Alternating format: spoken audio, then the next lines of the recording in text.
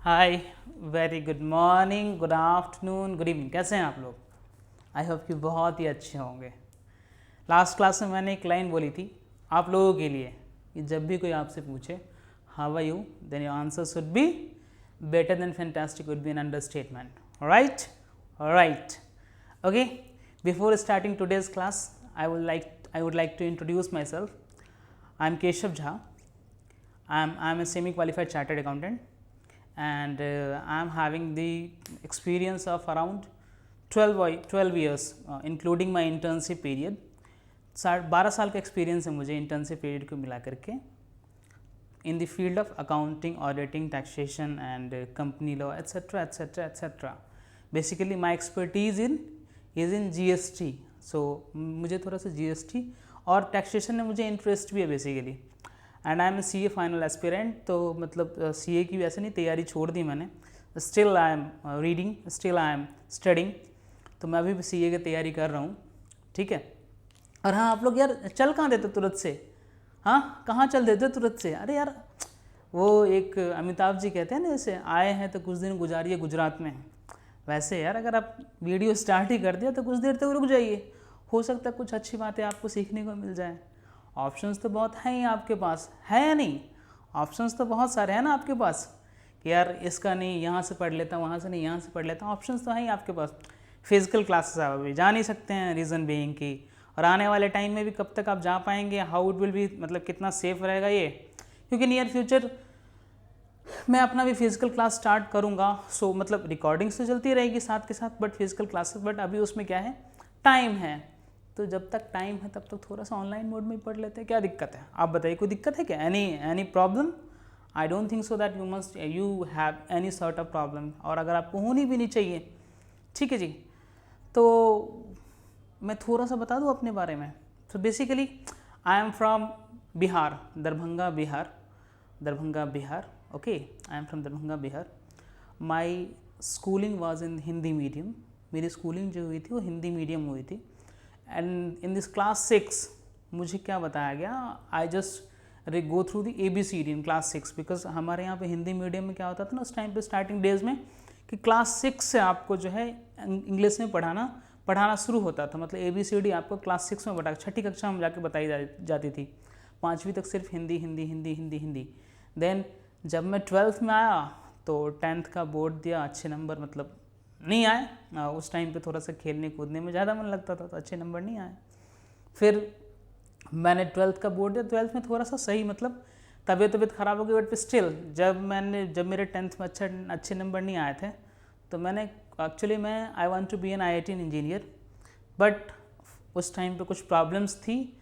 आप ये समझ ले, सिचुएशंस फाइनेंशियली और जो भी है, because I belongs to a lower middle class family, ठीक है। मैं बहुत ज़्यादा रिच फैमिली से बिलोंग नहीं करता हूँ, ठीक है। ना ही मेरी स्कूलिंग उतने ज़्यादा एडवांस लेवल भी, हो सकता है आप लोग पढ़ रहे होंगे, अच्छी बात है यार, होना चाहिए, सबकी होनी चाहिए। हो सकता है मेरे बच्चों की भी होगी, मेरे जो बच्चे होंगे उनकी भी स्कूलिंग अच्छी होगी, बट मैं अपनी तरफ तो बिल्कुल नहीं चाहूँगा। देन आई थाउट कि नहीं यार, I must have to devote myself. तो पहले मैंने पढ़ाई में मन लगाना शुरू करा। Then started in 12th class में सब कुछ छोड़ दिया मैंने, खेलना कूदना घूमना फिरना सब कुछ छोड़ दिया। तो 12th का जब रिजल्ट आया तो आई गॉट, बिहार बोर्ड से था तो गॉट फर्स्ट डिवीज़न, मतलब फर्स्ट डिवीज़न हुआ, तो all parents I was also happy. By the same time my English was not good, तो मुझे CA करना था, but as you said you earlier कि लोअर मिडिल क्लास फैमिली से था, तो क्या था कि मतलब उतनी ज़्यादा वो सोर्स ऑफ इनकम थी नहीं, तो पापा वगैरह इतना ज़्यादा भेज नहीं सकते थे बाहर तुरंत से। तो देन आई स्टार्टेड कि यार जब जो होगा देखा जाएगा। Till the time what I need to do, I have to improve myself. So I started working on my English. So सबसे पहले मैंने अपनी इंग्लिश सुधारी। फिर जो चीज़ें मुझे लगी कि मुझे ये सारे काम करने चाहिए, इन प्रोसेस ऑफ कि जब मैं इंटर्नशिप में जाऊँगा तो उस टाइम पे मुझे मान लो कंप्यूटर सीखना है, तो I have started taking computer classes कहीं से भी, मतलब सस्ती जगह से। पढ़ना ज़रूरी है। क्या ज़रूरी है? पढ़ना ज़रूरी है। Then there after I move to Delhi, और फिर तो अभी अराउंड इंटर्नशिप से जर्नी स्टार्ट हुई थी, अभी चल रही है। I am working as a senior executive in MNC, और I look after the taxation basically. So देखिए, तो है क्या, एक तो मेरा 12 साल का एक्सपीरियंस, जो मैं यहाँ पे पढ़ा रहा हूँ, तो अपने 12 साल के एक्सपीरियंस से पढ़ा रहा हूँ, प्लस सारी चीज़ें आपको प्रैक्टिकली पढ़ाऊँगा। मैं क्या पढ़ाऊँगा? प्रैक्टिकली पढ़ाऊँगा हर चीज़ को आपको प्रैक्टिकल, क्योंकि मैंने एनपीओ की भी अकाउंटिंग करी हुई है, पार्टनरशिप की भी अकाउंटिंग करी हुई है, कंपनी की भी अकाउंटिंग करी हुई है, मतलब बैलेंस शीट फाइनलाइज करी हुई है, ऑडिटिंग करी हुई है, टैक्स ऑडिट रिपोर्ट बनाई हुई है। तो मुझे क्या है ना कि मतलब आपके जो बुक में दे दो रखा है वो दैट्स गुड, जब तक, लेकिन होता क्या है, जब तक आप बुक की चीज़ों को प्रैक्टिकल लाइफ में नहीं लेके आओगे ना, तब तक यार पर थोड़ी सी दिक्कत है। मतलब क्या है ना कि फिर मज़ा नहीं आता है। मतलब seriously when I was studying tax, जब मैं आपको एक मतलब सॉरी थोड़ा सा आपका टाइम ले रहा हूँ, जब मैं टैक्स पढ़ रहा था तो क्या होता था ना, जब मैं सैलरी का मान ली चैप्टर पढ़ रहा था, तो इनकम अभी आपको नहीं पता होगा बट थोड़ा सा बता देता हूँ मैं आपको, आगे आने वाले टाइम में आपको पता चलेगा कि इनकम के 5 हेड होते हैं, सैलरी, पीजीवीपी, प्रॉफिट, पीजीवीपी होता है, उसके capital gain, other sources and house property. ये 5 जो है वो इनकम के सोर्स होते हैं। जब आप टैक्सेशन पढ़ेंगे तो आपको धीरे धीरे पता चलेगा, और हो सकता है मैं ही आपको टैक्सेशन पढ़ा दूँ, because I can teach up to MCom level तक के। मैं मतलब जितने सब्जेक्ट्स हैं अपार्ट फ्रॉम एक्सेप्ट 1 और 2, मतलब मैथमेटिक्स में सिर्फ स्टैटिस्टिक्स में मुझे थोड़ी सी दिक्कत है, स्टैटिस्टिक्स में, और हाँ यार फिर ऑब्वियसली मुझे इंटीग्रेशन डिफरेंशिएशन में दिक्कत है, वेरी ट्रू दिक्कत है। बट एक बात बताइए, बहुत सारे लोग कहते हैं यार यार मोटिवेशन नहीं आ रहा, मोटिवेशन नहीं आ रहा। पता है मोटिवेशन क्यों नहीं आता है? नॉलेज के अभाव में। भाई मजाक नहीं कर रहा मैं, आप पढ़ना शुरू कीजिए। आप क्या कीजिए, आप पढ़ना शुरू कीजिए, देखिए आप खुद ही मोटिवेटेड रहेंगे यार। डिमोटिवेटेड कौन सा बंदा रहता है? डिमोटिवेटेड वही बंदा रहता है जिसको कुछ नॉलेज नहीं है। एक बात बताइए, कोई कहता है यार मैं इंटरव्यू में गया but I just not able to express myself. अरे नहीं एक्सप्रेस कर पाए भाई तो पढ़ो, कैसे एक्सप्रेस करना है। जो भी सब्जेक्ट आपका कमज़ोर है उस पर काम करो। सबसे अच्छा फियर भगाने का बता दें तरीका क्या है? आप फियर को फेस करना सीखिए, फियर अपने आप भाग जाएगा। सही में अगर आपको घोष किसी भी चीज़ से फियर है यार, you just face that thing, या तो क्या होगा, फियर निकल जाएगा, या फिर भगवान मालिक है। सही बता रहा हूँ, मतलब that's true, that's very much true. Because अब बहुत लोगों को अकेले रहने में लगता है यार, अकेले कैसे रहेंगे यार, it's been so boring, it's been so boring. अरे लोनलीनेस नहीं फील कीजिए आप, अलोननेस आप उसको इम्प्रूव कीजिए। आप उसमें लोनलीनेस से आप अलोननेस की तरफ आइए, ठीक है। अच्छा, मोटिवेशनल बातें भी समटाइम्स मैं करने लग जाता हूँ, बस that a part of life. और आप मोटिवेटेड रहिए यार, पढ़ते रहिए, कहीं से भी पढ़िए, मेरे से पढ़िए, किसी से भी पढ़िए, पढ़ते रहिए। कंसेप्ट बस ये है कि आप पढ़ते रहिए, बस मेरा यही कहना है कि पढ़ते रहिए। तो आज जो मैं चैप्टर पढ़ाने वाला, मतलब जो टॉपिक आज सॉरी आज जो टॉपिक पढ़ाने वाला हूँ मैं, सर कौन सा टॉपिक पढ़ाने वाले हैं आप? कौन सा टॉपिक पढ़ाने वाला हूँ? आपको दिख रहा है ना, इनकम एक्सपेंडिचर अकाउंट। किससे है ये? अरे मैंने सुना है बहुत बच्चों को डर लगता है एनपीओ से। अरे सबसे ईजीएस्ट चैप्टर है एनपीओ, सही बता रहा हूँ मैं, बहुत बहुत बहुत बहुत बहुत ईजी चैप्टर है ये एनपीओ। और अगर आपको डर लगता है ना, आप मेरे साथ रहिए, 4-5 क्लास होते होते आपके सारे डर हवा रफू चक्कर हो जाएंगे, पता ही नहीं चलेगा आपको। एनपीओ क्वेश्चन को बोलेगा अरे यार 20 नंबर तो ऐसे ही मतलब फिक्स करते मेरे, तो एनपीओ आया फिक्स, जितने 20 नंबर का है 20 नंबर फिक्स, 10 नंबर का है 10 नंबर, 15 नंबर का 15, अरे फिक्स है भाई, गारंटीड फिक्स है। इसमें सोचने की ज़रूरत भी नहीं है आपको। अरे सर ऐसा क्या पढ़ा दोगे आप? ऐसा क्या नहीं पढ़ा दूंगा, ऐसा खुद ही पढ़ लोगे आप। मैं तो बस गाइड कर रहा हूँ यार, पता तो है ही आपको सब कुछ। हमारे ब्रेन में सारा डेटा तो वैसे ही स्टोर होता है, ठीक है। हमारे ब्रेन में बहुत सारा डेटा ऑलरेडी स्टोर होता है, बट हमें क्या करना, बस उससे सही दिशा देनी है, यही तो करना है। आप 1 घंटे पढ़िए, 20 मतलब देखिए, हमेशा बस और बस सिर्फ और सिर्फ एक चीज़ कहना है मेरा, जब भी पढ़िए ना आप थोड़ा सा टाइम लगा के पढ़िए यार, थोड़ा सा मतलब डिवोट कीजिए अपने आप को पढ़ाई के लिए। मतलब मानता हूँ आपके लाइफ में बहुत सारी चीज़ें इंपॉर्टेंस रखती हैं, बट ये जितना इम्पोर्टेंस, अगर आपने इससे प्यार कर लिया ना, पढ़ाई से अगर आपको प्यार हो गया ना, तो मतलब लाइफ ही कुछ और हो जाएगी। सीरियसली बता रहा हूँ, पढ़ने की हैबिट डालिए। अगर आपको हैबिट नहीं है, प्लीज़ यार वीडियो स्किप करने की हैबिट बंद कीजिए, वीडियो स्किप करना बंद कीजिए। सबसे पहले आप लोग ये वीडियो जो देख करके स्किप कर देते हैं 2 मिनट में, अरे देखा यार समझ में मज़ा नहीं आ रहा, अरे फिल्म थोड़ी चल रही मज़ा आएगा, फिल्म चल रही है मज़ा आएगा क्या? फिल्म चल रही है, यहाँ पे फिल्म तो नहीं शूट हो रही है कि आपको मज़ा आएगा, हीरो आएगी, हीरोइन आएगी, गाना होगा, ऐसा तो कुछ नहीं है। हाँ, यहाँ पे भी एक दूसरे टाइप की फिल्म चलेगी जिसमें कि क्या है, एंड में आपको, फिल्म के एंड में क्या होगा, आपको आपकी नॉलेज इन्हेंस होगी। आप 3 घंटे की मूवी देखने के लिए जाते हो ना यार, क्या अंत में क्या लेकर के आता है आप वहाँ से?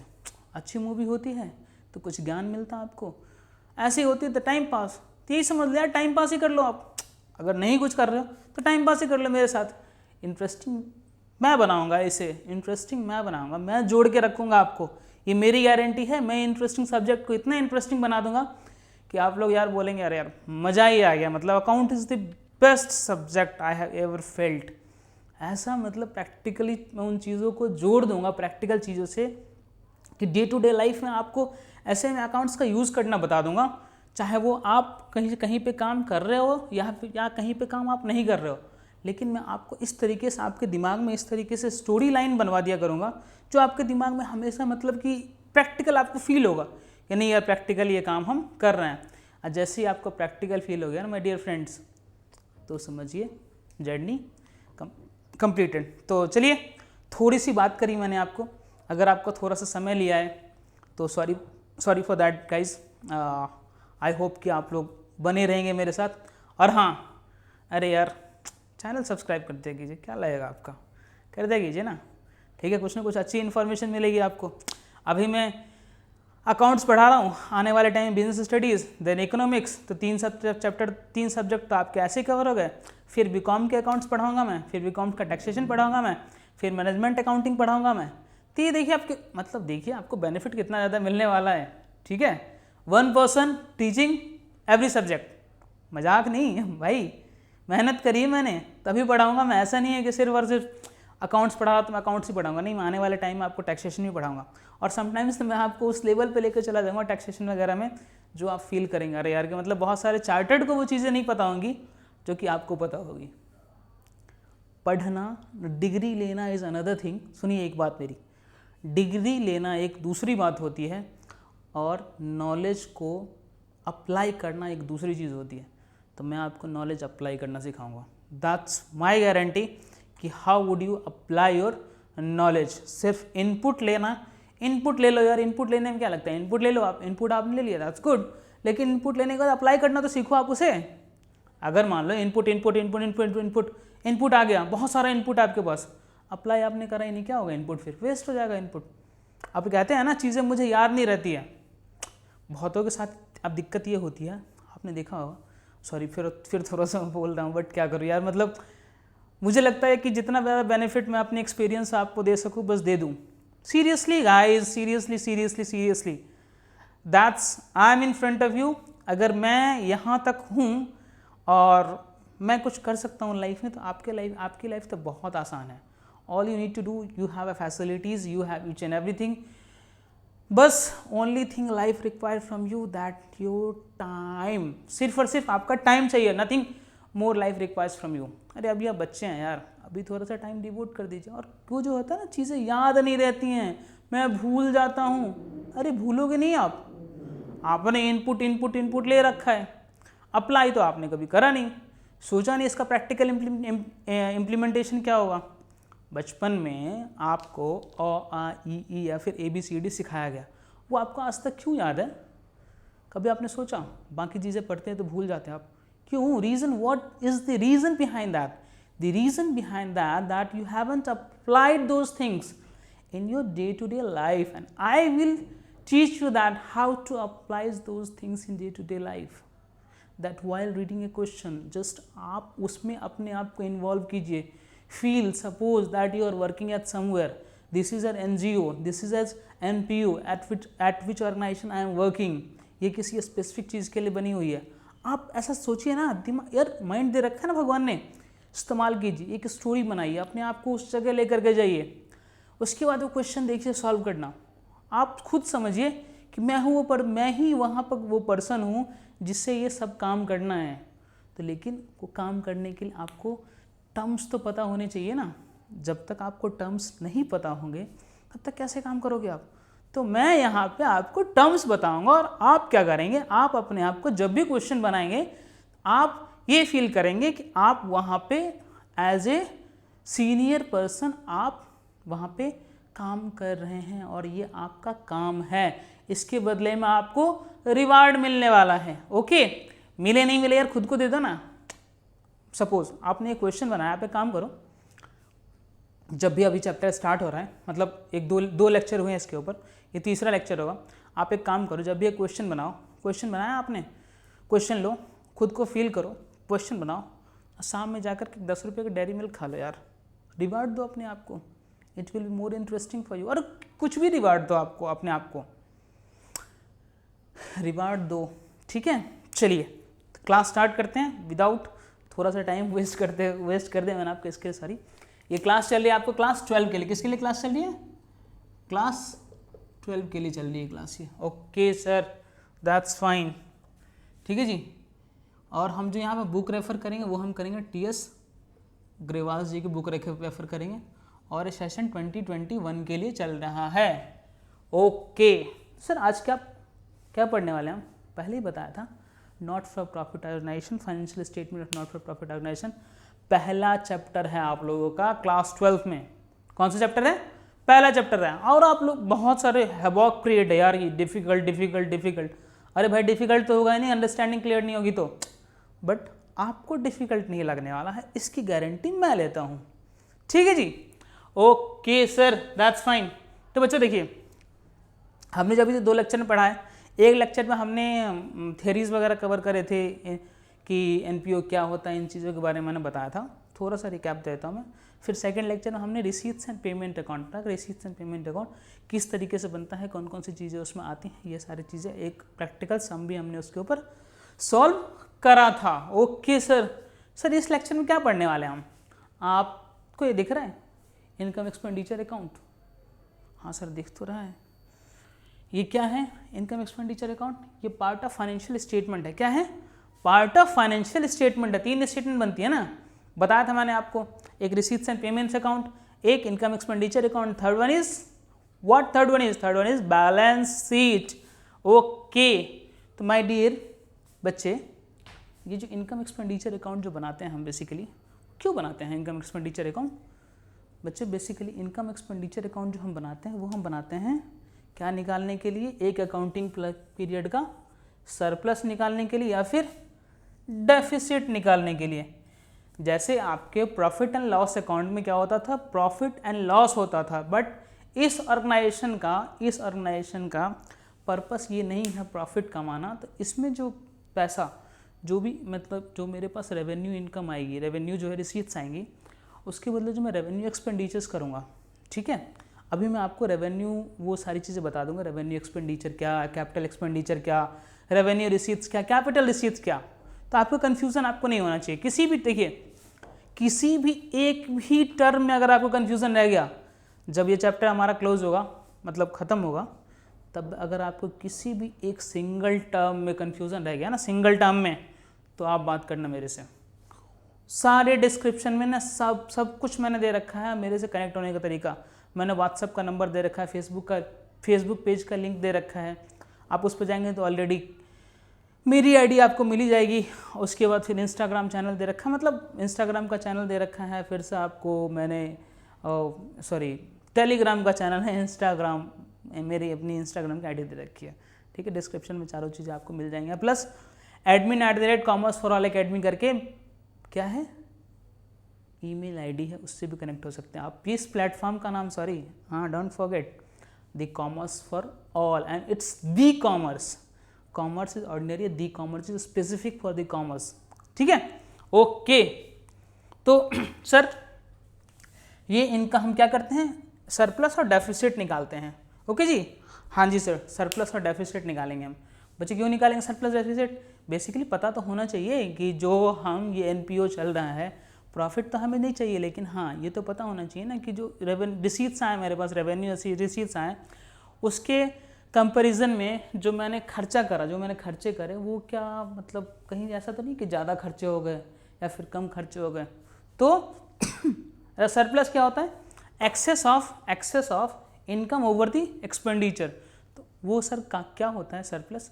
तो बच्चे इनकम से ऊपर, जो मेरा एक्सपेंडिचर से ऊपर जो मेरी रेवेन्यू इनकम हुई है, फॉर एन अकाउंटिंग पीरियड में। सर अकाउंटिंग पीरियड का मतलब financial year. Sir financial year का मतलब financial year means starting from 1 April and ended with 31 March next year के। जैसे कि sir for an example financial year 2021 क्या होगा, तो 1 अप्रैल 20 से लेकर 31 मार्च 21, नेक्स्ट ईयर का 31 मार्च, और प्रीवियस ईयर का मतलब प्रीवियस इन द सेंस की जो करंट ईयर है उसका 1 अप्रैल। Okay sir, that is called financial year. तो फाइनेंशियल ईयर का हम क्या करेंगे, सरप्लस निकालेंगे।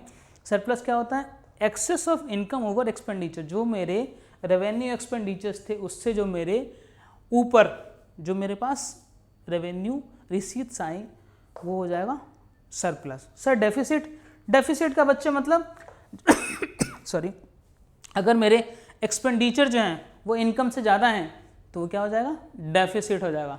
तो बच्चे यहाँ पे हम मैंने क्या करा है अभी, एक ड्राफ्ट फॉर्मेट लिया है, ठीक है। ये ड्राफ्ट फॉर्मेट आपको बुक में मिल जाएगा, लेकिन फिर भी मैंने यहाँ पे draft format, same draft format लिया है यहाँ पे आपको, और हर एक टर्म का मतलब मैं अभी बताऊँगा आपको, ठीक है।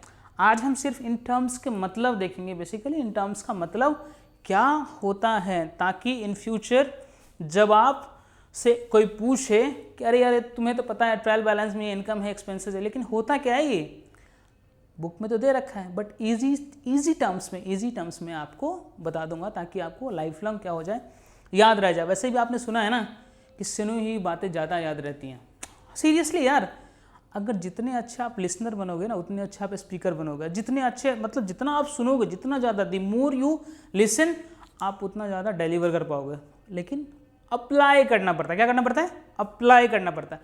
Okay sir, that's fine.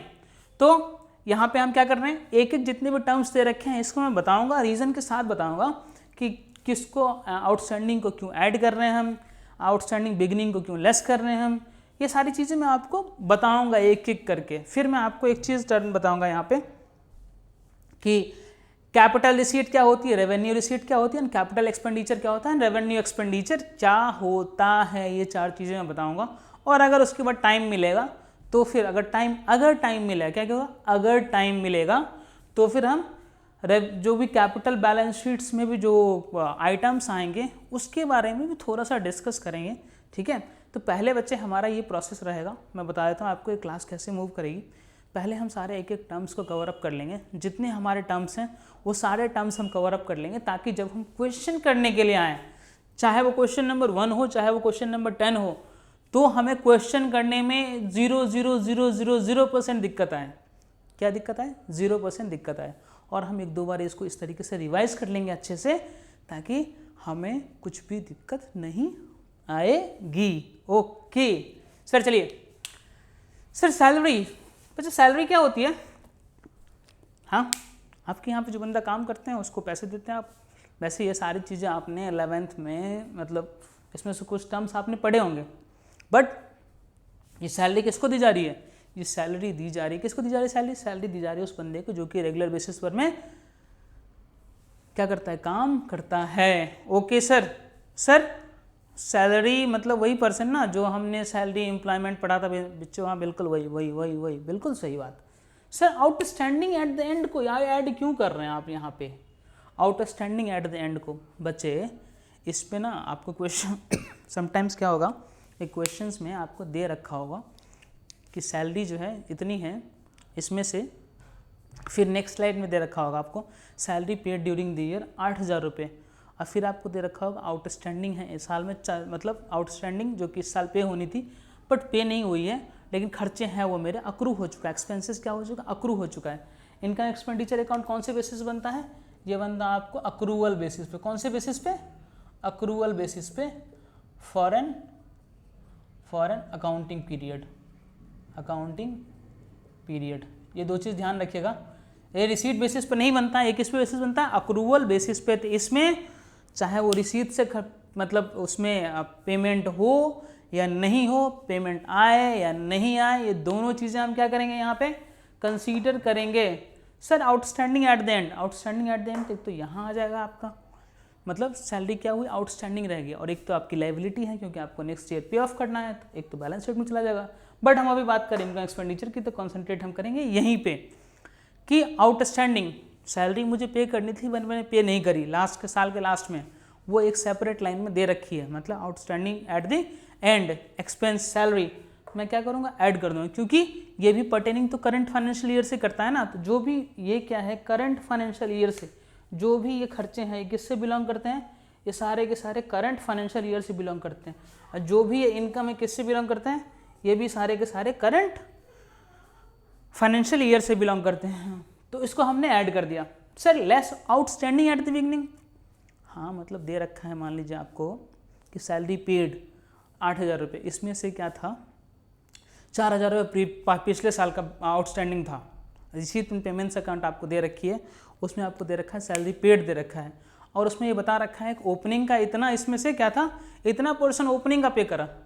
अरे गुरुजी जब ओपनिंग का पे करा वो तो प्रीवियस ईयर खर्चे में बुक हो गया होगा, नहीं हुआ होगा, कैसे नहीं हुआ होगा, जब मैं लास्ट ईयर के इनकम एक्सपेंडिचर अकाउंट बना रहा हूँ वहाँ पे मैंने ऐड कर दिया होगा ना आउटस्टैंडिंग एट द एंड, करा होगा कि नहीं करा होगा, क्योंकि खर्चा प्रीवियस ईयर से रिलेटेड था। वेरी गुड, समझ में आया, हाँ जी सर आ गया। तो 4,000 रुपये जो मेरे जो लास्ट ईयर के क्लोजिंग में आ रहे थे उसको मैंने यहाँ से हटा दिया, और बैलेंसिंग फिगर ये सब कैलकुलेशन में क्या कर रहा हूँ, इनर कॉलम में कर रहा हूँ। किस में कर रहा हूँ, इनर कॉलम में। सर कोई और तरीका, और तरीका बच्चे ये है कि आप वर्किंग नोट्स बना सकते हैं, ठीक है। वर्किंग नोट्स मतलब, वर्किंग नोट्स का मतलब आप ड्राफ्ट बना लीजिए सारी चीज़ों की, और एक सेपरेट पेज, जैसे कि आपने सैलरी हो गया, या फिर इंश्योरेंस है, या फिर सब्सक्रिप्शन है, या फिर डोनेशंस होगा, इन सारी जो भी चीज़ें हैं, जो भी इनकम एक्सपेंडिचर अकाउंट्स रिलेट करते हैं, इससे अगर रिलेटेड कुछ एडजस्टमेंट्स करनी है आपको अक्रूवल बेसिस के लिए, आप क्या कीजिए, इस आइटम को सेपरेटली लिख लीजिए, और उसके बाद वर्किंग नोट्स बना लीजिए। वर्किंग नोट्स का मतलब सर कि उस पेज को ना छोड़ करके बैलेंस शीट वाले के बाद नेक्स्ट पेज एक बना लीजिए वर्किंग नोट। वर्किंग नोट में आप एक एक टर्म को इजीली जो है आपको यहाँ पे अगर करने में दिक्कत हो आप सेपरेटली वहाँ पे कर लीजिए वर्किंग नोट्स में। और जब भी आप वर्किंग नोट्स यूज़ करेंगे तो आप यहाँ पे क्या कीजिए, यहाँ पे लिख दीजिए वर्किंग नोट नंबर 1, ये मान लीजिए वर्किंग नोट नंबर 2 हो गया आपका, ये आपका वर्किंग नोट नंबर 3 हो गया। तो वर्किंग क्या है, आपने वर्किंग नोट बना लिया 1 2 3 करके स्पेसिफिक, आपने सेपरेट पेज में बहुत अच्छी प्रेजेंटेशन आएगी, घिस यहाँ पे होगा नहीं आपका। अगर आपको यहाँ पे करने में थोड़ी सी भी दिक्कत आए तो, अगर नहीं दिक्कत आती है तो बहुत अच्छी बात है फिर तो ये क्या आ जाएगा, इनर कॉलम में लिखेंगे हम, ठीक है। आउटस्टैंडिंग एट द बिगिनिंग हमने लेस कर दिया सर, ओके जी। यहाँ पे क्या आ जाएगा फिर, नेट अमाउंट, यहाँ पे आ जाएगा नेट अमाउंट आ जाएगा, net amount. Okay sir that's fine. Rent बच्चे, रेंट आपको यहाँ भी दिख रहा होगा, रेंट, और रेंट आपको यहाँ भी दिख रहा होगा। देखिए रेंट आपको दिख रहा है ना, आपको डेबिट में भी रेंट दिख रहा है, क्रेडिट में भी रेंट दिख रहा है। सर डेबिट में भी रेंट है, क्रेडिट में भी रेंट है, हाँ बिल्कुल है, डेबिट में भी है, क्रेडिट में भी है। मैंने एनपीओ ने सॉरी एबीसी एक एनपीओ थी, ठीक है, एबीसी एग्जाम्पल है, एबीसी की एनपीओ थी, उसने क्या करा हुआ है, रेंट पे लिया हुआ है, और उसने क्या करा हुआ है, उसके पास अपनी एक बिल्डिंग थी, उसने अपनी बिल्डिंग किसी और को दे रखी है, रेंट पे दे भी रखी है। मतलब या तो उसने सबलेटिंग करा हुआ है, मतलब सबलेट का सर मतलब कि मैं तो रेंट पे ले रखा है मैंने, बट मैंने फिर किसी को आगे रेंट पे दे रखा है। सपोज मेरा ये 3 BHK फ्लैट है, ठीक है, मैंने अपने ओनर से ये फ्लैट 25,000, मैं अभी एग्जांपल ले रहा हूँ प्लीज़, मैं एनपीओ से मेरा कोई कंसर्न नहीं है, ठीक है, मैं एग्जांपल दे रहा हूँ एक टर्म समझाने के लिए, कि मान लीजिए मेरा क्या है, मेरा ये 3 BHK फ्लैट है, ठीक है, इस फ्लैट में मैंने 25,000 रुपये का रेंट पे करता हूँ मैं, बट मुझे लगा यार कि कोरोना का टाइम चल रहा है, रेंट ज़्यादा है, तो मैंने क्या करा, मैंने कहा एक काम करता हूँ मैं ना, एक साइड एक कमरा जो है, मतलब एक रूम किसी को मैं सबलेट कर देता हूँ, तो उससे मुझे क्या होगा, थोड़े से पैसे भी आ जाएंगे, और अकेला रहता हूँ तो मन भी लगा रहेगा।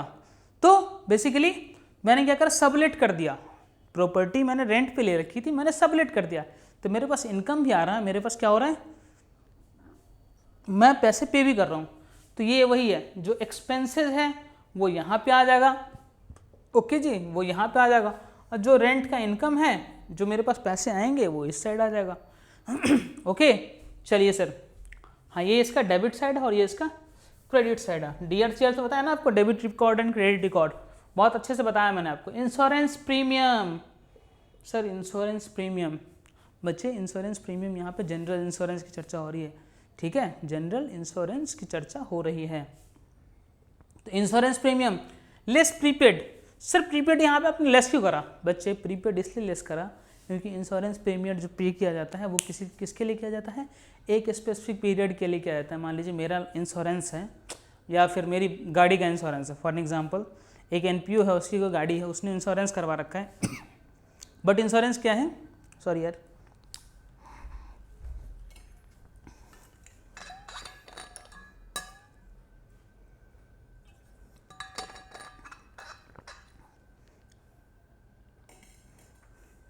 हाँ, तो इंश्योरेंस क्या है, उसने इंश्योरेंस करवा रखा है 1 साल के लिए।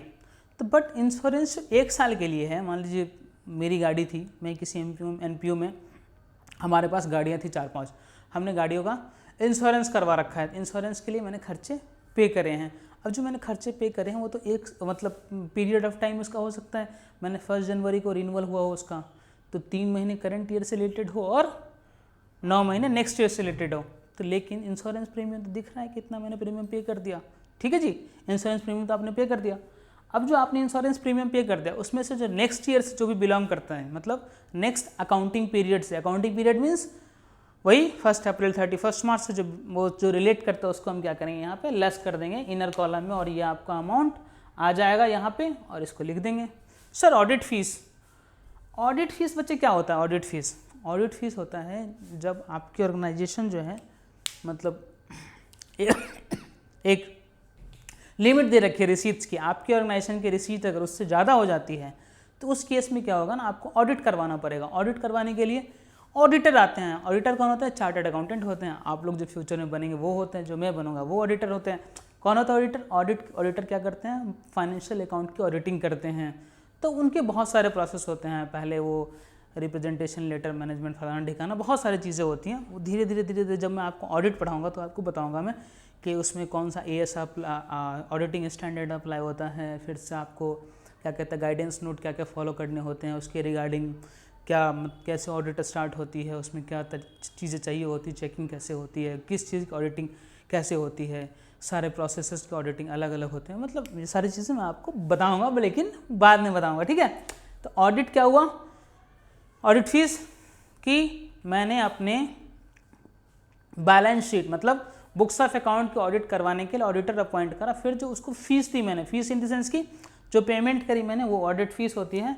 तो वो भी आपका क्या होता है, एक पीरियड का होता है। तो वो क्या होगा यहाँ पे, सर क्या ऐसा भी हो सकता है कि आउटस्टैंडिंग भी हो? हाँ बच्चे बिल्कुल हो सकता है ना, हो सकता है, बिल्कुल हो सकता है, बिल्कुल बिल्कुल बिल्कुल हो सकता है। तो सर ये जो ट्रीटमेंट है क्या सभी एक्सपेंसेस में अप्लाई हो सकती है? क्यों नहीं हो सकती, हो सकती है ना। जो 1 साल का खर्चा था वो मैंने पे नहीं करा, मान लीजिए वो क्या हुआ लाइव मतलब अक्रूड, सिर्फ क्या हुआ अक्रू हो गया, पेमेंट नेक्स्ट ईयर में हुई, या एडवांस ओपनिंग में आउटस्टैंडिंग थी वो उसकी पेमेंट करंट ईयर में हुई। तो इस तरीके से तो डेफिनेटली हो सकता है। तो ये एडजस्टमेंट जो है वो सबके लिए हो सकते हैं क्या? अरे क्यों नहीं हो सकते, बिल्कुल हो सकते हैं ना। Okay sir, printing stationery, sir printing stationery पता है ना आपको क्या है? प्रिंटिंग स्टेशनरी बेसिकली जो आप स्टेशनरी के आइटम, ये मार्कर, रजिस्टर, कैलकुलेटर, ये सारी चीज़ें जो आती हैं वो तो प्रिंटिंग, या फिर पेपर्स जो आते हैं प्रिंटिंग के लिए, वो रिम आता है ना पेपर का 500 पेजेस का जो वो आता है मोटा सा, वो सारी चीज़ें क्या हैं, वो सारी चीज़ें प्रिंटिंग एंड स्टेशनरी हैं। सर इसमें भी क्या हो सकता है क्या बच्चे, इसमें आपको ना कंज्यूमेबल बेसिकली निकालना पड़ेगा। Sir consumable in the sense कि बच्चे ऐसा भी तो हो सकता है ना, कंज्यूमेबल इन द सेंस कि मेरे पास ओपनिंग में स्टॉक पड़ा हुआ हो। सर स्टॉक पड़ा हुआ मतलब, स्टॉक पड़ा हुआ मतलब बच्चे कि मेरे पास मान लीजिए 50 ये मार्कर पड़े हुए थे स्टार्टिंग में, 50 ये मार्कर क्या हुए थे, पड़े हुए थे स्टार्टिंग में। तो प्रिंटिंग स्टेशनरी में क्या हो गया, ओपनिंग आ गया, ठीक है जी। अब यहाँ पे कौन सी फिगर आएगी उसकी बात कर रहे हैं हम, जो यहाँ पे प्रिंटिंग स्टेशनरी की फिगर आएगी उसकी बात कर रहे हैं हम। तो ओपनिंग मान लीजिए मेरे पास 50 मार्कर पड़ा हुआ था, 50 मार्कर 500 रुपये का एग्जाम्पल है, वैसे 30 रुपये का आता तो 1500 हो जाएगा, बट आप ये समझिए कि 500 रुपये का मार्कर था मेरे पास। फिर मैंने करंट ईयर में परचेज करे मान लीजिए मैंने 200 रुपये मान लीजिए मैंने परचेज करे, ठीक है। ओके सर, सर नेक्स्ट में मैंने क्या करा, फिर मैंने क्या करा इसको वो करा, क्या कहते हैं मेरे पास क्लोजिंग रह गया, बाकी क्या हुआ मार्कर मेरे पास ख़राब हुआ। सर कितने क्लोजिंग रह गया, तो बच्चे मान लीजिए मेरे पास 300 क्लोजिंग रह गया। तो मैं यहाँ पे कितना दिखाऊंगा, मैं दिखाऊंगा जो मेरा प्रिंटिंग स्टेशनरी कंज्यूम होगा सिर्फ और सिर्फ वही दिखाऊंगा ना मैं।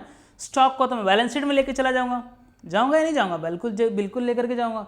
तो जो बचेगा मेरा उसको मैं यहाँ दिखाऊंगा, कितना 500 + 200 - 300 दैट कम्स टू 400 रुपीज़। मैं यहाँ पे आउटर कॉलम में दिखा दूंगा कॉस्ट ऑफ मटेरियल कंज्यूम्ड। क्या आ जाएगा वो? कॉस्ट ऑफ मटेरियल कंज्यूम्ड आ जाएगा ना, तो वो इनकम एक्सपेंडिचर अकाउंट में आ जाएगा। Concept clear? Okay sir. Honorarium, honorarium नाम से ही था ना, ओनर देखिए, सम्मान दिख रहा है ना आपको, ओनर। ओनर का मतलब क्या होता है? सम्मान देना। अब कभी कभी क्या होता है, कुछ ऐसे बंदे होते हैं जिसको आप डायरेक्टली या पेमेंट पे करेंगे ना तो थोड़ा सा मतलब अजीब सा लगता है। सर अजीब सा इन द सेंस कि मान लीजिए वो बहुत मतलब, आप मान लीजिए कोई कर्नल है, एग्जाम्पल है, कोई कर्नल है, कर्नल आपके एनपीओ में सेक्रेटरी है, आप उसके सैलरी पे करोगे यार, आप उससे आपको मतलब उससे कोई स्पेसिफिक सर्विस ले रहे हो आप, उसने क्या करा, सर्विसेज तो दी बट यार सैलरी पे करना, वेजेस पे करना थोड़ा सा अच्छा नहीं लगता, तो हम क्या करते हैं, सम्मान के रूप में उसको ऑनोरेरियम पे करते हैं, सम्मान देते हैं, सम्मान की राशि प्रदान करते हैं, क्या करते हैं, सम्मानित करते हैं उनको। तो वो भी एक टाइप का क्या होता है, खर्चा ही तो होता है, नहीं होता है खर्चा? सम्मान देना वो हमने क्या करा, पे करा, ऑल्दो सर्विसेज के जो उसने सर्विसेज दी उसके रिगार्डिंग ही मैंने पेमेंट करी, बट मैंने ऑनोरेरियम दिया, ठीक है, ऑनरेरियम दिया मैंने। Okay sir. टेलीफोन एक्सपेंसेस आपको पता ही है, टेलीफोन से जो रिलेटेड खर्चे होंगे दैट इज़ जो मोबाइल के चाहे प्रीपेड पोस्टपेड जो भी है वो एक्सपेंसेस यहाँ पे आ जाएंगे। सर रिपेयर्स बच्चे, रिपेयर्स किसकी हो सकती है? रिपेयर्स प्लांट एंड मशीनरी की हो सकती है, बिल्डिंग की हो सकती है, और जो भी मतलब ऑफिस के आइटम्स की भी अगर रिपेयर्स करवाते हैं, जो भी रिपेयर्स के खर्चे होंगे, रिपेयर्स का मतलब ठीक ठाक करना जिससे कि किसी की लाइफ इन द सेंस की बिल्डिंग की लाइफ बढ़े या फिर प्लांट एंड मशीनरी की लाइफ बढ़े, दैट इज रिपेयर। आप एसी की रिपेयरिंग कराते हैं ना? हाँ जी सर कराते हैं, तो वो रिपेयर्स वही वाला रिपेयर्स है यहाँ पे। डेप्रिसिएशन पता ही आपको, एसेट यूज़ करते हैं तो उस पर क्या होता है, उसकी वैल्यू धीरे धीरे यूसेज के वजह से, वियर एंड टीयर की वजह से उसकी वैल्यू क्या होती है, धीरे धीरे कम होती है। तो उसकी वैल्यू को हम सही तरीके से डिटरमाइन कर सके, जब हमारी बैलेंस शीट बने तो हम क्या करते हैं, डेप्रिसिएशन चार्ज करते हैं उसके ऊपर। डेप्रिसिएशन बेसिकली क्या है, एक टाइप का नोशनल एक्सपेंसेस है, ये पेमेंट नहीं करते हैं किसी को। डेप्रिसिएशन नोशनल एक्सपेंस होता है, ठीक है, जो कि हमें चार्ज करना होता है अपने एसेट पे। क्यों चार्ज करते हैं? कि उसकी वैल्यू जो है वो सही रिफ्लेक्ट करे, और जो भी मतलब जो करंट ईयर से रिलेटेड मतलब जो मैंने वियर एंड टीयर करा उसके रिगार्डिंग जो है जो भी डेप्रिसिएशन आएगा उसको मैं यहाँ डाल दूंगा। Sir okay. Loss on sale of fix asset, ये एक आइटम दिख रहा होगा, यहाँ पे दिख रहा है आपको gain on sale of fix asset. Sir loss on sale of fix asset, हाँ बिल्कुल loss on sale of fix asset. मान लीजिए मेरे पास फर्नीचर का ब्लॉक था। ब्लॉक का मतलब सर क्या होता है, स्पेसिफिक नेचर का असेट। ब्लॉक समझिए, ब्लॉक का मतलब स्पेसिफिक। आप जब पीजीबीपी पढ़ेंगे फ्यूचर में जाकर के तो आपको ब्लॉक ऑफ असेट्स का मतलब समझ में आएगा, बट मैं अभी थोड़ा सा बता देता हूँ आपको कि ब्लॉक ऑफ असेट का मतलब होता है एक स्पेसिफिक नेचर का असेट। कौन सा असेट? एक स्पेसिफिक नेचर का असेट। स्पेसिफिक नेचर का असेट जिसमें कि एक ही टाइप के सारे असेट्स हैं, मतलब फर्नीचर का ब्लॉक है। वैसे फर्नीचर का ब्लॉक नहीं होगा, आप आगे आके पढ़ेंगे तो कंप्यूटर्स, प्लांट एंड मशीनरी, इस टाइप से बिल्डिंग, ये ब्लॉक्स 3 4 5 ब्लॉक्स बनते हैं, उसमें सारी चीज़ें कवर अप हो जाती हैं। तो फर्नीचर जो है, अभी समझिए फर्नीचर था, अब मेरे पास 10 टाइप का फर्नीचर थे, उनकी बुक वैल्यू 10 लाख रुपए थी। उसमें से एक फर्नीचर था जिसकी बुक वैल्यू मान लीजिए मेरे पास कितनी थी, 1 लाख रुपए थी। अब मैंने क्या करा, फर्नीचर सेल करा। मैंने क्या करा, फर्नीचर वो 1 लाख रुपए वाला फर्नीचर मैंने सेल करा 1,25,000 रुपये में। तो 1,25,000 रुपये में सेल करा था, बैलेंस शीट से तो मैं 1 लाख घटाऊंगा, 1,25,000 तो घटाऊंगा नहीं, क्योंकि बुक की वैल्यू उसकी 1 लाख रुपये थी।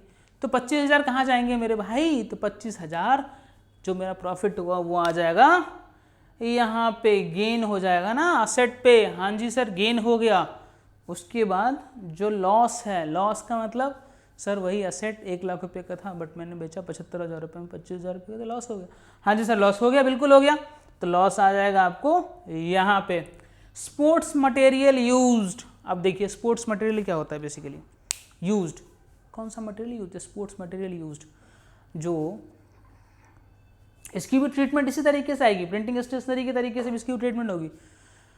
सर क्या बच्चे मतलब ये मान लीजिए ओपनिंग मेरे पास क्या था, स्पोर्ट्स का मटेरियल था, फिर मैंने परचेज़ करा, फिर मैंने लास्ट में मेरे पास क्लोजिंग बच गया। तो जो रह गया, जो मतलब जो मैंने यूज़ करा वो कहाँ पे आ जाएगा, वो स्पोर्ट्स मटेरियल यूज़, मतलब opening plus purchases minus closing, यही चीज़ यहाँ पे भी अप्लाई हो जाएगी स्पोर्ट्स मटेरियल यूज के लिए कि कितना स्पोर्ट्स का मटेरियल यूज़ हुआ।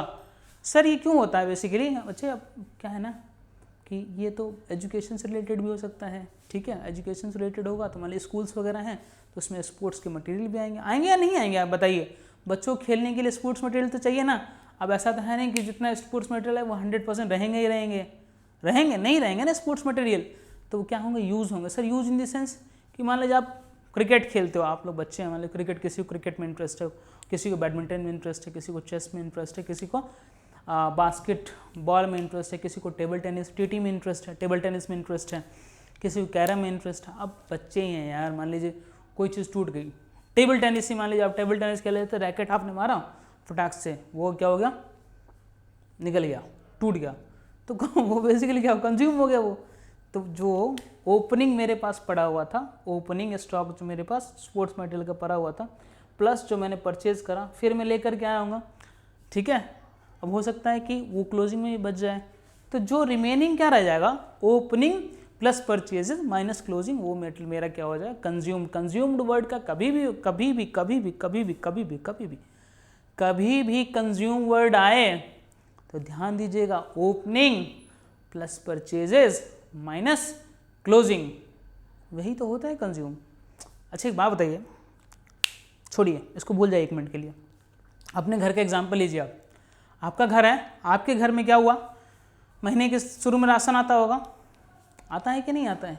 अब कुछ राशन ऐसा भी जो बच जाता होगा, मान लीजिए चीनी आपने 5 किलो मंगवाई, शुरू में 1 किलो पर बचा हुआ था, लास्ट में 2 किलो बच गया चीनी, तो कितनी चीनी यूज़ हुई भाई, कितनी चीनी यूज़ हुई, 1 किलो शुरू में था, 5 किलो लेके आया मैं, 2 किलो जो है बची हुई मेरे पास, तो यूज़ कितनी हुई, 1 + 5 - 2 तो 4 किलो कंज्यूम हो गई। तो ऐसे ही तो कंज्यूम निकालते हैं आप, नहीं निकालते हैं ना आप।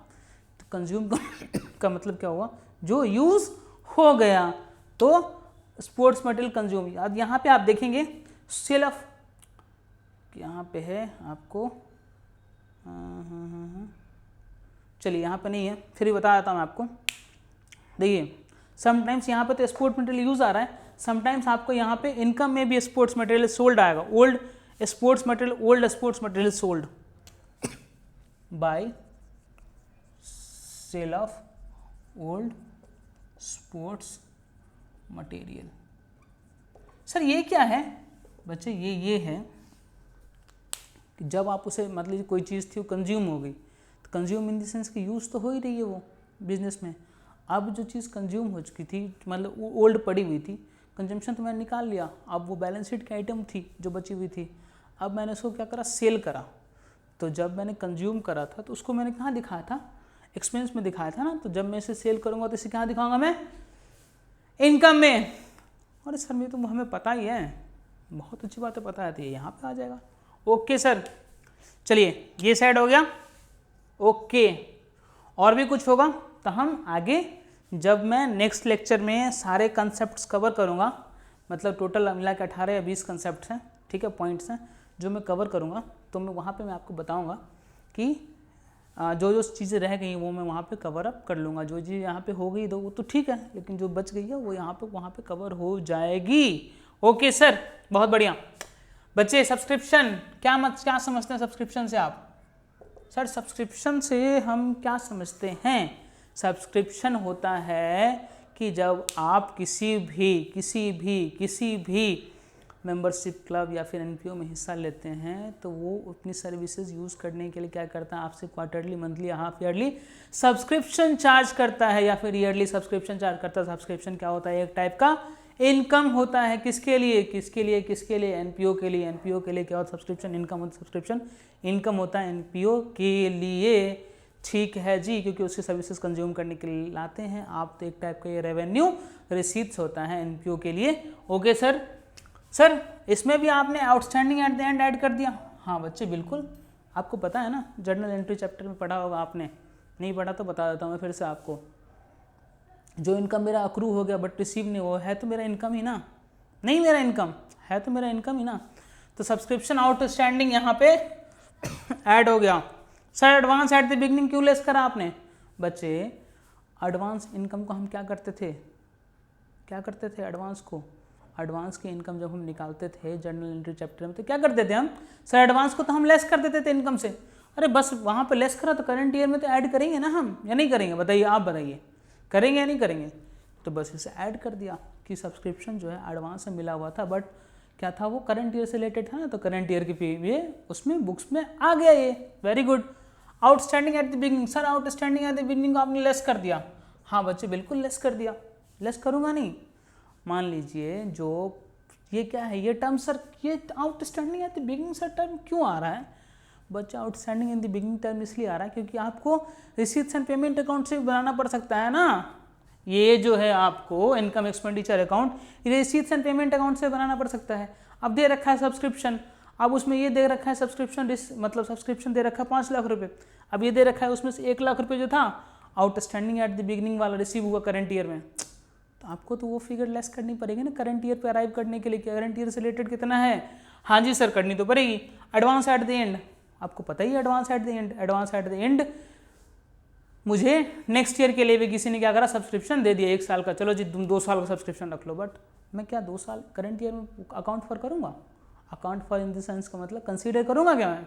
अरे नहीं सर, कैसे कर सकते हैं? बिल्कुल सही बात, कैसे कर सकते हैं? नहीं कर सकते, तो नहीं करा हमने, तो इसको हमने क्या करा, लेस कर दिया एडवांस एट द एंड को। इसके लिए आप मैंने 2 तरीके बताए हैं, inner column and outer column. तो ये आपको इनर कॉलम में लिखिए या फिर आप वर्किंग नोट बना लीजिए, वो ज़्यादा अच्छा रहेगा। प्रेजेंटेशन उसमें बहुत बहुत बहुत अच्छी आएगी, ठीक है। Okay sir, entrance fees, sir entrance fees क्या होती है? एंट्रेंस फीस तो बच्चे एंट्रेंस फीस होती है एंट्री लेने के लिए जो फीस पे करनी पड़ती है। आप कभी भी लाइफ मेंबरशिप फीस के में और एंट्रेंस फीस में कंफ्यूज मत हो जाइएगा। जैसे कि एंट्रेंस फीस का मतलब क्या हो गया कि मान लीजिए एक एनपीओ है, उसने क्या करे और एक ऑर्गेनाइजेशन एक इवेंट ऑर्गेनाइज करा। अब इस इवेंट में आने के लिए एंट्रेंस फीस रखी उसने कि स्पोर्ट्स का था, मान लीजिए कोई इवेंट था उसने ऑर्गेनाइज करा, 200 रुपये की एंट्रेंस फीस रखी, तो 200 रुपये साल में ये 4-5 बारी करती है। तो बट इसका मतलब ये नहीं है कि वो सर्विसेज कंज्यूम कर रहे हैं, वो तो बस जो विजिटर आ रहे हैं उन्होंने एंट्रेंस फीस दिया और क्या कहते हैं, जो भी इवेंट था उसमें पार्टिसिपेट करा और फिर वो चले गए। मान लीजिए कोई डिनर ही अरेंज हो रहा है तो उसी के लिए एंट्रेंस फीस है कि आप यहाँ पे आकर डिनर करेंगे तो वेरी गुड, आप 100 रुपये दीजिए। तो ये क्या है, एंट्रेंस फीस का मतलब किसी भी इवेंट में हिस्सा लेने के लिए जो पैसे हम देते हैं that is called entrance fees. Okay sir, ये हमें क्लियर हो गया। सर यहाँ पे लिखा आपने जनरल डोनेशन, सर डोनेशन आपने जनरल क्यों लिखा है? बच्चे डोनेशन 2 टाइप के होते हैं, आगे नेक्स्ट लेक्चर में आपको पता चलेगा कि डोनेशन कितने टाइप के होते हैं, 2 टाइप के होते हैं। फिर आपको ये भी पता चलेगा कि रिस्ट्रिक्टेड डोनेशन भी होता है। अरे सर क्या बात कर रहे हैं? हाँ, अरे सब बताऊंगा मैं आपको यार, आपको टेंशन लेने की कोई ज़रूरत नहीं है, जब मैं हूँ नो टेंशन, ठीक है। ओके सर, तो सर ये पढ़ा रहे हैं आप जनरल डोनेशन। हाँ बच्चे, general donation, donation in the sense कि मतलब जैसे कि मैं था, मैं एक एनजीओ को ऐसे ही 5,000 10,000 रुपये ऐसे ही मतलब डोनेट कर रहा हूँ।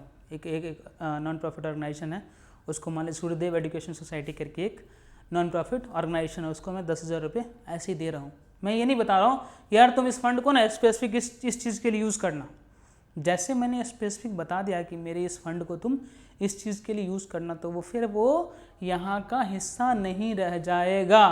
फिर हम उसको कैसे ट्रीट करेंगे, कैसे कहाँ ट्रीट करेंगे, वो हम नेक्स्ट लेक्चर में अच्छे से बात करेंगे कि उसमें कभी डेबिट बैलेंस आएगा तो हो सकता है वो इनकम एक्सपेंडिचर अकाउंट में भी ट्रांसफ़र हो जाए, खर्चे में आ जाए, ठीक है। तो वो आपको डिटेल में बताऊंगा मैं, आपको टेंशन लेने की ज़रूरत नहीं है। तो सर ये क्या होगा, जनरल डोनेशन। जनरल डोनेशन जो मिला वो क्या है, एक टाइप का इनकम है। सर इनकम है तो ये इनकम की साइड में आ गया, कौन सा, ये करंट ईयर से रिलेटेड होना चाहिए, क्योंकि अक्रूवल बेसिस अकाउंटिंग मत भूलिएगा, मत भूलिएगा, मत भूलिएगा, मत भूलिएगा। Okay sir. Sir legacy donation, sir legacy donation क्या होती है? बच्चे लीगेसी डोनेशन का मतलब होता है, लीगेसी का मतलब होता है जब कोई बंदा, भगवान ना करे, सबको एक न एक दिन जाना ही है, ठीक है, तो जब कोई बंदा क्या करता है, किसी भी एनपीओ को जब वो भगवान जी के पास जा रहा होता है तो अपने विल में क्या करता है, वो एक विल बनाता है, उस विल में क्या करता है वो एनपीओ को अपनी संपत्ति जो है दान में देता है, कि मैं कहता हूँ कि जो तुम जो है ये लो, मेरे संपत्ति में से 30% हिस्सा जो है इस एनपीओ को जाएगा। Okay sir. अब ये जाएगा ये, तो वो उसका क्या टर्म होगा सर? उसका टर्म होगा लिगेसी कहेंगे हम उसको। क्या कहेंगे? लिगेसी कहेंगे। डिसीज्ड पर्सन, डिसीज का मतलब जो बंदा, जय श्री राम, मतलब निकल लिया, ठीक है। अब वो जो डोनेशन दे रहा है वो क्या होगा? Legacy donation. Sir legacy donation मतलब सिर्फ क्या कहते हैं ऐसे ही दे सकता है बच्चे, या तो वो ऐसे ही दे सकता है या फिर वो बोले कि नहीं तुम ये लिगेसी डोनेशन लो बट तुम इसे सिर्फ और सिर्फ प्राइज फंड में यूज़ करोगे, मतलब प्राइज देने के लिए यूज़ करोगे। कुछ इसलिए कोई मरते मरते कोई स्पेसिफिक पर्पस बता दिया कि भाई हम डोनेशन तो दे रहे हैं लेकिन तुम इसको यूज ऐसे नहीं करोगे जनरल खर्चों के लिए, तुमने रेंट सैलरी फलाना ठिकाना पे कर दिया। नहीं जी, आपको सिर्फ और सिर्फ उसको यूज़ करना है लोगों को क्या करने के लिए? प्राइस देने के लिए यूज़ करना है। तो जैसे ही स्पेसिफिक हो जाएगा फिर वो यहाँ पे नहीं आएगा। लेगेसी में अगर डोनेशन मिलता है डिसीज्ड की तरफ से और वो स्पेसिफिक नहीं बता रखा है तो क्या होगा? वो इनकम माना जाएगा। Okay sir. Sale of old newspaper, old newspaper sir, old newspaper बच्चे जब आया था तो आपने न्यूज़पेपर में या फिर प्रिंटिंग स्टेशनरी में क्या करा होगा? आपने डेबिट करा है, तो जो आपको बेचने से जो पैसा मिला वो एक टाइप का क्या आपके लिए इनकम है, तो आपने यहाँ पे क्रेडिट कर दिया। Okay sir. Gain of fix asset मैंने बता दिया। सन्ड्री रिसीट्स, मिसलेनियस रिसीट्स जो भी आई, इन सब के अलावा अगर कोई रिसीट आती है जिसका कि नेचर छोटा होता है वो क्या होता है? उसको क्या कहते हैं? मिसलेनियस रिसीट कहते हैं हम। ओके सर, ये आपने बता दिया। हाँ जी सर मैंने बता दिया। तो मैंने क्या क्या बताया?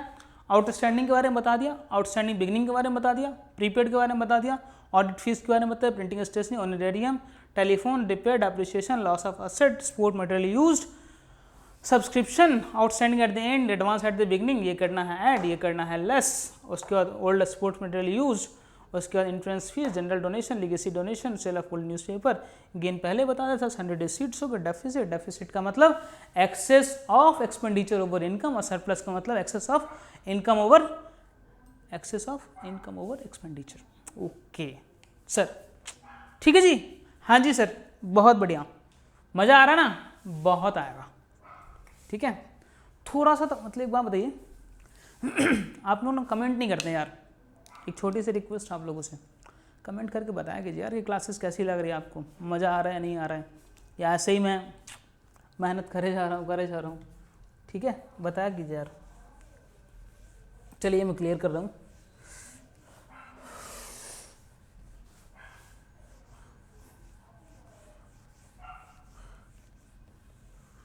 और हाँ, वीडियो लास्ट तक देखा कीजिए, अभी क्लास ख़त्म नहीं हुई है, ठीक है। ये नहीं कि हो गया जी चलो अब इनकम एक्सपेंडिचर पढ़ लिया। अरे भाई पढ़ लिया तो कुछ और भी पढ़ लो, क्या दिक्कत है? दिक्कत है तो बताओ, फिर कोई दिक्कत है तो कमेंट करके बताना। सब सारे मैंने अपने से जुड़ने के तरीके दे रखे हैं, you can join me. Okay sir. Sir अब क्या बताने वाले हैं हम? मैं बताने वाला हूँ रिसीट्स एंड एक्सपेंडिचर।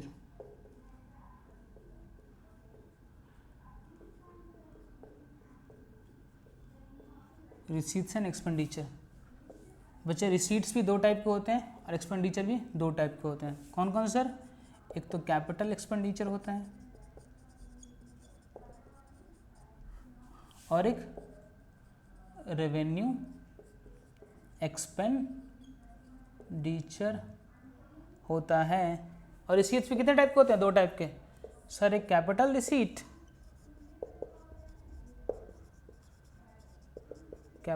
और एक रेवेन्यू रिसीट। बच्चे जो कैपिटल रिसीट हैं वो कहाँ पे चली जाती हैं? वो तो बैलेंस शीट का पार्ट हो जाती हैं। जैसे लाइफ मेंबरशिप फीस दी किसी ने, क्योंकि ओवर द लाइफ के लिए है ना, वो एक बार उसने दे दिया, उसको बार बार नहीं देना, वो सब्सक्रिप्शन पे करता रहेगा। मतलब सर वन टाइम उसने फीस दे दी पूरे जीवन में कि मैं आपके ऑर्गेनाइजेशन से जुड़ा हूँ, मैंने ये लाइफ मेंबरशिप फीस दे दी। ओके, तो ये कैपिटल रिसीट्स। रेवेन्यू रिसीट अभी आपने पढ़ा है, सब्सक्रिप्शन, डोनेशंस वगैरह वगैरह, फलाना ठिकाना। कैपिटल एक्सपेंडिचर, कैपिटल एक्सपेंडिचर का मतलब आपने कुछ ऐसा एक्सपेंडिचर करा जिसका कि यूज़ जो है आप एक अकाउंटिंग पीरियड से ज़्यादा के लिए करेंगे। जैसे कि आपने कोई इन्वेस्टमेंट करी या फिर आपने कोई फिक्स असेट लिया, it's what is it, it is a kind of capital expenditure. Okay sir, that's fine. Capital revenue expenditure जो कि आपको बिजनेस रन करने के लिए खर्चा करना पड़ता है एंड कंज्यूम्ड हो जाता है 1 साल के अंदर ही। ओके सर यही था, और क्या है, और है कुछ बताओ आप, है कुछ? हाँ चलिए, तो आज की क्लास जो है हम कहते गुड बाय। हाँ जी सर, ठीक है, नेक्स्ट लेक्चर में मिलते हैं। आप लोग हंसते रहिए, मुस्कुराते रहिए और चैनल सब्सक्राइब, शेयर, लाइक करना मत भूलिए। वीडियो पर कमेंट करके जरूर बताइएगा आप लोग की वीडियोस कैसी लग रही है। And one word again for you, पढ़ो तो हद कर दो वरना प्रोग्राम रद्द कर दो। ठीक है, चलो सी यू गाइस देन, मिलते हैं नेक्स्ट लेक्चर में। सी यू देन।